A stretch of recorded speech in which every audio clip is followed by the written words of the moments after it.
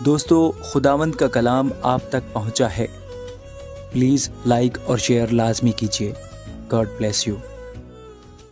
اے میرے خدا، اے میرے خدا، تو نے مجھے کیوں چھوڑ دیا؟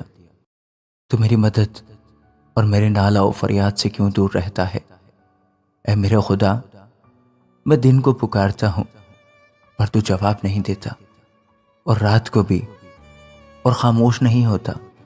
لیکن تو قدوس ہے، تو جو اسرائیل کی حمد و ثنا پر تخت نشین ہے۔ ہمارے باپ دادا نے تجھ پر توکل کیا، انہوں نے توکل کیا اور تو نے ان کو چھڑایا۔ انہوں نے تجھ سے فریاد کی اور رہائی پائی۔ انہوں نے تجھ پر توکل کیا اور شرمندہ نہ ہوئے۔ پر میں تو کیڑا ہوں، انسان نہیں، آدمیوں میں انگشت نما ہوں اور لوگوں میں حقیر۔ وہ سب جو مجھے دیکھتے ہیں میرا مذائقہ اڑاتے ہیں، وہ منہ چڑھاتے، وہ سر ہلا ہلا کر کہتے ہیں، اپنے کو خداوند کے سپرد کر دے، وہی اسے چھڑائے۔ جبکہ وہ اس سے خوش ہے تو وہی اسے چھڑائے۔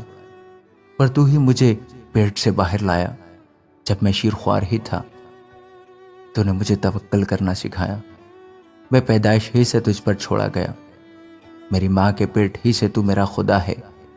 مجھ سے دور نہ رہ، کیونکہ مصیبت قریب ہے، اس لیے کہ کوئی مددگار نہیں۔ بہت سے سانڈوں نے مجھے گھیر لیا ہے، بھسن کے زور آور سانڈ مجھے گھیرے ہوئے ہیں۔ وہ پھاڑنے اور گرجنے والے بپر کی طرح مجھ پر اپنا منہ پسارے ہوئے ہیں۔ میں پانی کی طرح بہہ گیا، میری سب ہڈیاں اکھڑ گئیں۔ میرا دل موم کی مانند ہو گیا، وہ میرے سینہ میں پگھل گیا۔ میری قوت ٹھیکرے کی مانند خشک ہو گئی، اور میری زبان میرے تالو سے چپک گئی۔ اور تو نے مجھے موت کی خاک میں ملا دیا، کیونکہ کتوں نے مجھے گھیر لیا ہے۔ بدکاروں کی گروہ مجھے گھیرے ہوئے ہے، وہ میرے ہاتھ اور میرے پاؤں چھیٹتے ہیں۔ میں اپنی سب ہڈیاں گن سکتا ہوں، وہ مجھے تاکتے اور گھورتے ہیں۔ وہ میرے کپڑے آپس میں بانٹتے ہیں اور میری پوشاک پر کرا ڈالتے ہیں۔ لیکن تو اے خداوند دور نہ رہ، اے میرے چارہ ساز، میری مدد کے لیے جلدی کر۔ میری جان کو تلوار سے بچا، میری جان کو کتے کے قابو سے، مجھے بپر کے منہ سے بچا، بلکہ تو نے سانڈوں کے سینگوں میں سے مجھے چھڑایا ہے۔ میں اپنے بھائیوں سے تیرے نام کا اظہار کروں گا، جماعت میں تیری ستائش کروں گا۔ اے خداوند سے ڈرنے والو، اس کی ستائش کرو۔ اے یعقوب کی اولاد، سب اس کی تمجید کرو، اور اے اسرائیل کی نسل، سب اس کا ڈر مانو۔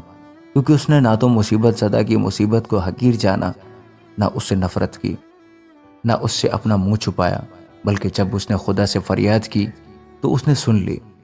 بڑے مجمع میں میری ثنا خوانی کا باعث تو ہی ہے۔ میں اس سے ڈرنے والوں کے روبرو اپنی نظریں ادا کروں گا۔ حلیم کھائیں گے اور سیر ہوں گے، خداوند کے طالب اس کی ستائش کریں گے۔ تمہارا دل ابد تک زندہ رہے۔ ساری دنیا خداوند کو یاد کرے گی اور اس کی طرف رجوع لائے گی، اور قوموں کے سب گھرانے تیرے حضور سجدہ کریں گے۔